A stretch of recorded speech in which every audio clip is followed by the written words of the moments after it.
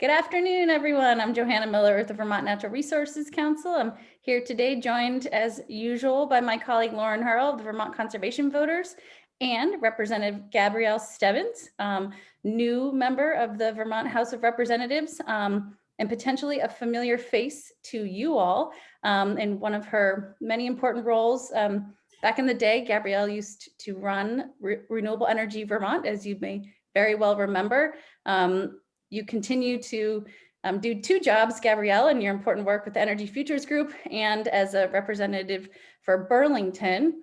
And with your seat on the House Transportation Committee, you've been deeply involved in the Transportation Modernization Act, which we've been updating people about, this really important bill looking at how do we use our transportation bill, existing transportation revenues to invest in a more efficient, affordable, clean, accessible transportation system that works for all. And I know you're making really good progress there. And obviously transportation, almost half of our carbon pollution is a really important climate issue. Representative Stebbins, tell us a little bit more about your work in the House Transportation, your hopes for this session and beyond, and really appreciate you taking the time to be here with us today.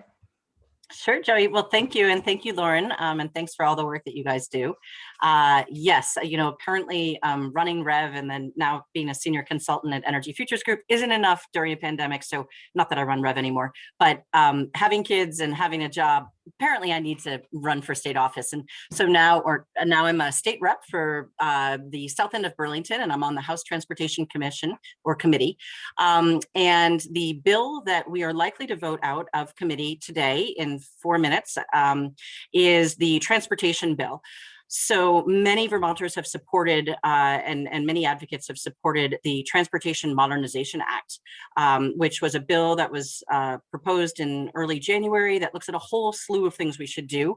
A lot of those did make it into the transportation bill, which is great news. Pieces like we now have roughly, I believe, $3.5 million for new plug-in hybrid electric incentives. We have money for a mileage smart program. We have money to help Vermonters with emission repair issues. We have money to help Vermonters completely, toss vehicles that are really inefficient and too expensive for them, called Replace Your Ride. And then they actually take those incentives and purchase either, a plug-in hybrid or just a more efficient vehicle. We have funds for e-bikes and level 2 charging at multifamily units. And then we have some funds also for helping car dealers understand this new technology. We also have some money in there for town highway funding, up to $3 million.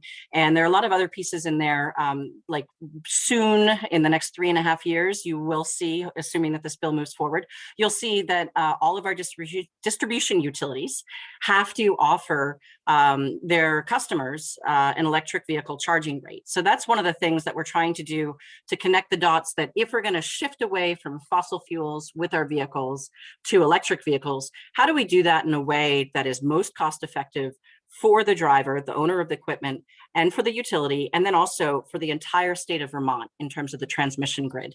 So really busy on that. After this, we will touch upon the DMV bill, which is where we end up addressing a lot of other pieces that aren't quite so money focused. There's a lot going on this week, crossover week. We took a lot of testimony for 2 months, and now we have gobs of bills that we have got to move forward. I think we're at 400, sponsored bills having been proposed thus far. One of the other things that I'm really hopeful and eager and excited about is H306. This is basically a working group, which doesn't sound all that exciting, but it is a working group to assess whether or not it makes sense to bring back a statewide office that would look at how do we really effectively inject dollars into Vermont so we can grow our economy in a way that serves all Vermonters as best as possible and in a way that is as sustainable as possible. And similarly, how do we do that in a way that's equitable and that addresses language access? And how do we do that in a way that the next time we have a disaster, or a climate related storm event, that we are prepared for that. And then fourth, how can we coordinate government from high level state government all the way down to the town and through our RPCs. And then lastly, really making sure that we're coordinating our data integration. So as we set Global Warming Solution Act requirements and bills, we can start to see, yes, we're tracking towards them. And if we're not, how do we adjust that? So that's one of the other bills that I'm really excited about. In the long run, I really am going to keep pushing on how we can keep making Vermont as economically strong while being as environmentally sustainable and giving Vermonters as many job opportunities as possible, because we do need to really make sure we focus on the environment, the economy, and all of our people. Thank you so much. So Representative Stebbins, I know you have to run to vote on this important transportation bill. I do. So if you need to drop off as we wrap up, I totally get it, but I'll be super brief in taking us home today.